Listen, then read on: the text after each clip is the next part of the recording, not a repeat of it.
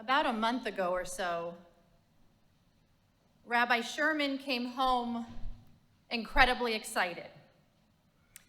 He announced that he had signed up our boys for T-ball and Little League, and that baseball would begin the following Sunday. And we all got caught up in the excitement. The boys got new bats. By the way, Annie was asked as well, but she declined. We bought gloves. We started throwing the ball around in the backyard. And all of a sudden, it dawned on me that I would now be spending almost every Sunday morning watching my boys play baseball. So I hope you don't lose respect for me as one of your rabbis that really doesn't have a lot of patience for organized sports. You might ask me to read 20 books at bedtime, and I am your mom. But in learning that I would be sitting on a field for potentially 9 innings, let's say I was less than pleased. And yet, yes, there is a yet, I may be a changed woman, because there's something very special in seeing your child in the outfield and watching them turn around every so often to make sure that you're watching. And I'm learning that even in the game of baseball, if your head is down or if you're chatting with someone else, or if you're on your phone, you might easily miss your child steal a base or hit the ball, or maybe even strike out and mess up a play, something that they'll probably want to talk to you about after the game. Becoming a baseball mom has taught me how to be present for my boys in a way I didn't know they need. And becoming a baseball mom is teaching me how to be present, honestly, in a way that I didn't know I need. There's a Hebrew phrase used in our Torah at pivotal moments that connotes the idea of being present. Hineni, I am here. Last week in our Torah reading, when God calls out to Abraham to take his favorite son Isaac to Moriah and offer him as a sacrifice, Abraham seemingly answers without any hesitation, Hineni, here I am. But here Abraham focuses on nothing else but his relationship with God. God, I'm here, I'm listening, I'll do exactly as you say. And in saying that word or that phrase, you might think that Abraham has passed some kind of test. But just a few verses later, as Abraham picks up the knife about to slay his son, God calls out again, not once, but twice. Abraham, Abraham. And Radak, the medieval commentator, explains that God has to say Abraham's name twice in this instance to ensure that he will stop and listen immediately.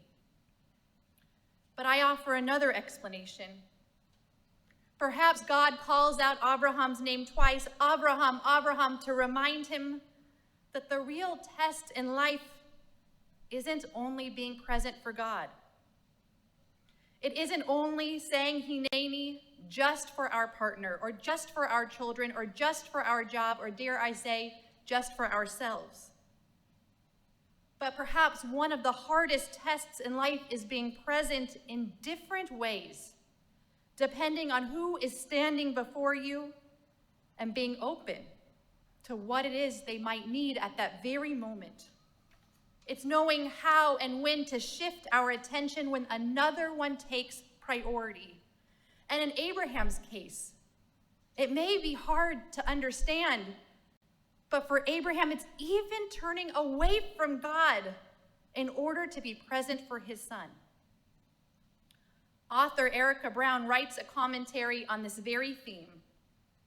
She says, in a world full of distractions, the proper way to translate Hineni today is not necessarily here I am or I am here, but you translate it as I am fully present. She writes, I am fully present in my life. I am fully present with my children, in my job, fully present when I'm in conversation with you. And she goes on and lists different categories, but she says being fully present today, especially with the challenges of technology, being fully present cannot be assumed. She writes, it's hard work and aspiration. And while I agree with Brown that being present is hard work, I don't believe we can write off that difficulty as an aspiration, but rather I ask us today to reframe being present as a responsibility.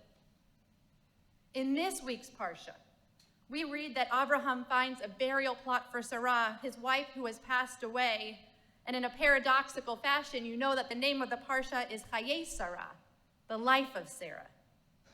But what we don't hear in the verses of Torah is the following midrash. The midrash tells us that when Abraham lifts his eyes after the angel of God calls out to him twice and he doesn't kill Isaac, an evil angel goes to visit Sarah, and the angel tells Sarah that her son Isaac is indeed dead. And upon hearing those words, we're told that Sarah dies of a broken heart. But I try to imagine the moments before Abraham leaves with Isaac. It's hard to imagine that as Abraham is leaving, he doesn't see Sarah. Abraham is so focused on his relationship with God that he can't even see the wife before him. He can't hear her. He can't see her. Instead, Abraham is so blinded by the path he thinks he's supposed to walk. He can't even open up his eyes to the possibility of being held responsible or held accountable to Sarah as much as he's being held accountable by God.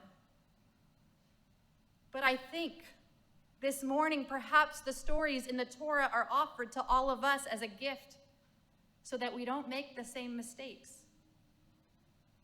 Because we all get stuck in the ways that we think we are being present for others. It's not that we don't try. We try every day. How many of us walk into our homes after a long day, our eyes glued to that phone because an email just popped up that seems incredibly urgent, incredibly important? How many times does a loved one beg for attention, but we're too preoccupied to notice?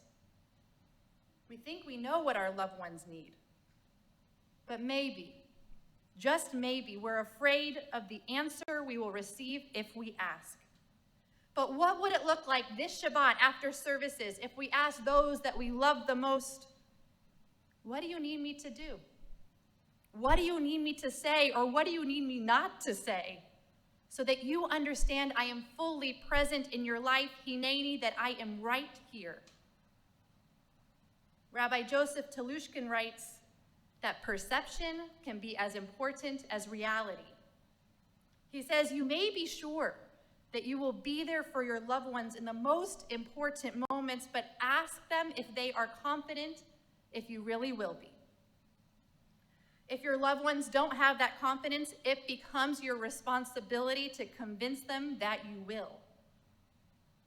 Rabbi Telushkin cites Rabbi Mendel Epstein, who wisely said, if we are too busy to spend time with our children, then we are busier than God intends us to be.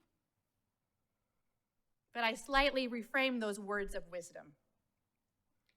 If we are too busy to discern how to be present in the lives of those who need us the most, then we are busier than God intends us to be. If you asked me 10 years ago to describe what it might be to be present as a parent, I might speak about holding my child's hand when they are scared or sitting down with them at the kitchen table for hours during homework time. But never did I imagine sitting behind third base, obnoxiously calling out my kids' names, cheering my boys on to keep running and keep their eyes on the ball. Yes, I am that mom, and I am sorry. But to them, right now, that's Hineni. And next year, and who knows, even tomorrow, being present might look entirely different. But unlike Abraham, we're given the gift of right now. We are given the gift of today to face those that we love and have the courage to ask them, am I present in the way that you need? Rashi says that when we answer Hineni to someone, it is a response of readiness. Ready to hear, ready to see, ready to be present in this way, in this fashion, in this moment that you need. May we all be ready to say Hineni. Here I am. Shabbat Shalom.